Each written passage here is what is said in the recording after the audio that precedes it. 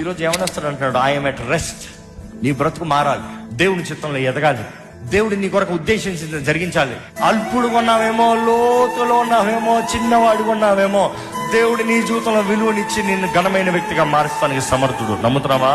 నీ జీవితంలో దేవుడు చేస్తాడు, నీవు నిర్ణయించుకుంటే. ఏంటి నీలో మారాల్సింది? ఎందుకంటే ఎప్పుడు అంటావు, నీ మనస్సు మారుతనే కానీ నీ జీవితం మారదు. నీ మనస్సు మారిందా, నీ బ్రతుకు మారింది. No doubt about it. ఒక వ్యక్తికి ఒక మార్పు కలుగుతావు కేవలం ఒక మూమెంట్ అంట, ఒక్క నిమిషం చేస్తాడు, ఒక్క సెకండ్ చేస్తాడంట, తన మైండ్ మారుతాను. ఇంకంతేరా ఆ స్పార్క్ రావాలంట, అంతే. ఒక్కసారి నిర్ణయం వచ్చిందంటే బ్రతుకు మారటానికి, ఒక ప్యాటర్న్ లోకి వస్తానికి కనీసం 14 రోజులు తెస్తాడంట.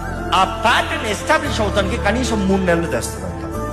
సో ఒక మనిషికి తలంపుల మార్పు వచ్చినను జీవితంలో సంపూర్ణంగా మార్పు కనబడాలంటే కనీసం తీసేదంతా 3 నెలలు.